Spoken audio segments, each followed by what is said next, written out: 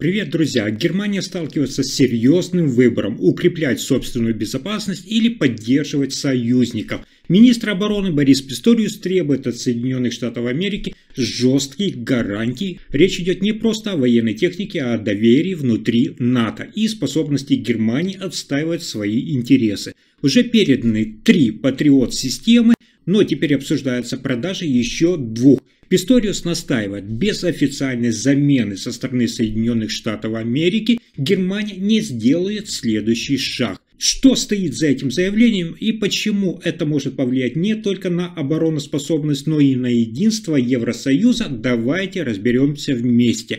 Министр обороны Борис Писториус объявил, передача Патриот-систем от Германии другим странам возможно, но при одном условии. Соединенные Штаты Америки должны гарантировать их быструю замену. По данным инсайдеров, Писториус настаивает на четкой, незыблемой договоренности с Вашингтоном. В противном случае Германия не сможет выделить системы из своих текущих резервов. Об этом сообщают источники, близкие к переговорам, подтверждая, что речь уже идет о 5 Патриот-системах, 3 уже переданы, а 2 планируется. Министр подчеркивает, что Евросоюзу и НАТО нужна уверенность. Если передать одну систему, то в течение нескольких месяцев должна прийти замена. Европейские партнеры внимательно следят за этим, ведь речь не только о безопасности НАТО, но и о доверии внутри альянса. При этом, по словам Писториуса, Германия уже вынуждена выносить решение передать Патриот сейчас и надеяться на замену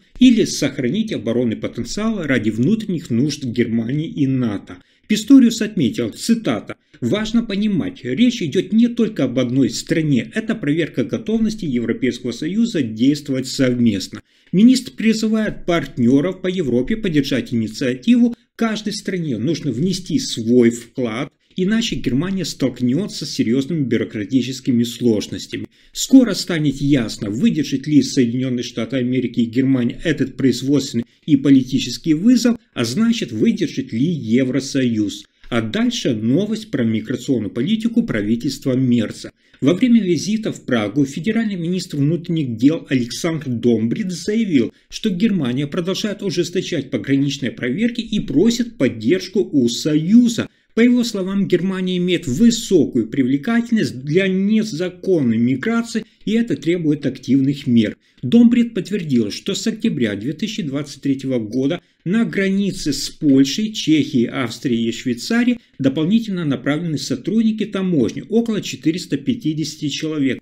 чтобы усилить контроль. Он подчеркнул, цитата, «Мы действуем выборочно и разумно даже на небольших переходах, чтобы обеспечить сбалансированное распределение потока и минимально влиять на повседневную жизнь». Словом, речь о гибкой и системной стратегии, не просто постановка стен, а точечный контроль. Чешская сторона готова к диалогу, но сохраняет ставку на Шенген. Премьер-министр Петр Фиала отметил, что в Праге не видят серьезных проблем с немецкими мерами, но настаивают на общем европейском подходе именно к защите внешних границ. Он сказал, что Германия сегодня добросовестно информирует партнеров, движения на границах не парализованы и все затраты логично согласуются. Но при этом Чехия не собирается резко перекрывать каналы миграции и не имеет намерения отказываться от принципов шенгенской зоны.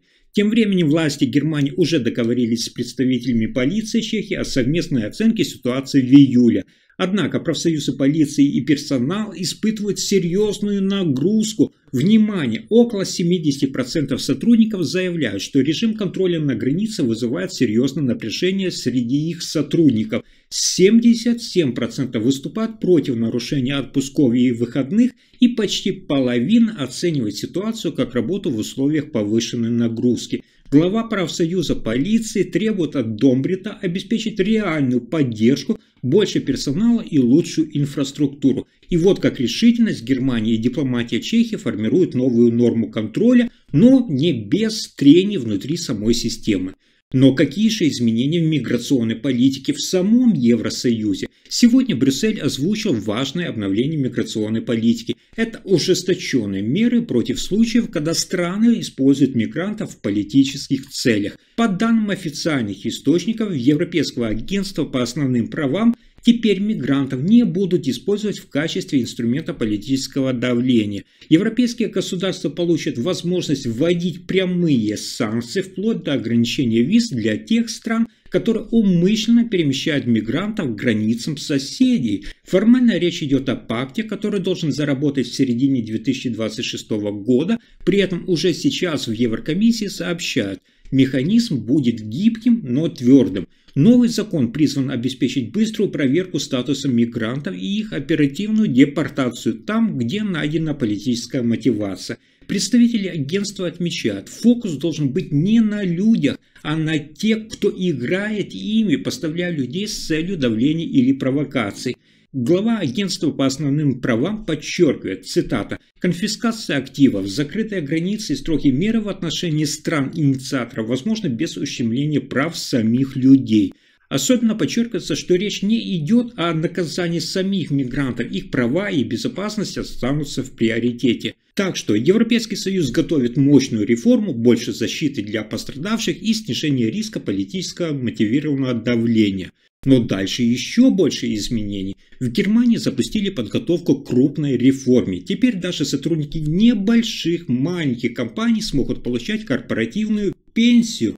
Правительство предлагает расширить систему так называемой операционной пенсии, чтобы охватить тех, кто ранее не имел доступа. По данным источников в Трудовом министерстве, сейчас только каждый второй работающий имеет такую возможность. Суть изменений – это упростить схему участия в пенсионных программах, в том числе для компаний без профсоюзов. Для подключения достаточно будет обычной договоренности внутри компании. Это означает, что не нужно заключать целые отраслевые соглашения, достаточно локального социального пакета.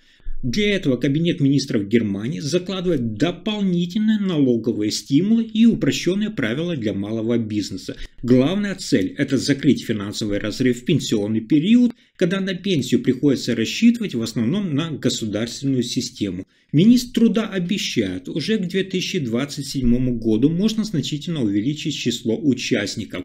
Эксперты указывают, что это особенно важно для занятых с низким доходом и работающих неполный день. Но критики предупреждают, система может подстегнуть рост расходов бизнеса и потребовать контроля за качеством пенсий. Впрочем, как вы знаете, сейчас общественный резонанс растет, тема старения и социальной поддержки болит для многих семей. И реформа выглядит достаточно масштабной по своему характеру, чтобы превратиться в политический козырь перед выборами. А теперь к самой важной новости, которая повлияет на каждого гражданина не только Германии, но и всего Евросоюза. Эксперты прогнозируют рост пошлин до конца года, и Европейский Союз должен быть готов к этому прямо сейчас. По данным опроса ИФА-института, аналитики в Европе ожидают, что средний уровень пошлин на американские товары достигнет, внимание, около 18%. В Германии и в целом в Центральной Европе ожидают 15-20%. Это уже не предположение, а вероятный сценарий, к которому стоит подготовиться. Например, в странах вроде Франции, Испании и Португалии настроение еще жестче. Там прогнозируют 20-25%, а в Швеции, Болгарии и Италии ждут скромные 10-15%. Что это значит для бизнеса? Торговые ограничения напрямую влияют на нас с вами, на потребительский рынок. Повышенная пошлина – это рост цен в магазинах, особенно на американские бренды. Как показал анализ, компании могут попытаться перекладывать эти расходы на потребителей, что может вызвать дополнительное напряжение среди покупателей. Но экономисты уже призывают к хладнокровному подходу, они сходятся во мнении. Мир нуждается в продуманной и совместной торговой политике, а не в перекрестных ударах. Для Европейского Союза это сигнал, пора ускорять переговоры, готовить взаимные договоренности и развивать альтернативные торговые маршруты. В противном случае тарифные ставки могут серьезно отразиться на бизнесе и потребительских ценах. Хочу напомнить, что с каждым днем напряженность в торговых отношениях между Европой и Соединенными Штатами Америки продолжает увеличиваться. Дональд Трамп объявил о намерении ввести 30% пошлину на европейские товары. Запланировано уже с 1 августа. Евросоюз, который неделю назад отложил ответную реакцию, теперь всерьез готовит встречные меры, внимание, на сумму до 93 миллиардов евро. Так называемый антипринудительный инструмент рассматривается как ответная мера. Это мощный такой механизм, позволяющий блокировать доступ американским компаниям к европейским государственным контрактам, вводить ограничения на инвестиции и цифровые услуги. Источники говорят, что Германия и Франция активно поддерживают применение этих мер. Ранее сомневавшиеся члены теперь готовятся к худшему сценарию. Еврокомиссия, в свою очередь, сохраняет публичную готовность к переговорам, но внутренние сообщения из Брюсселя подтверждают, окно для переговоров быстро закрывается. Если диалог не приведет к соглашению до 1 августа, Европейский Союз может перейти к следующим мерам.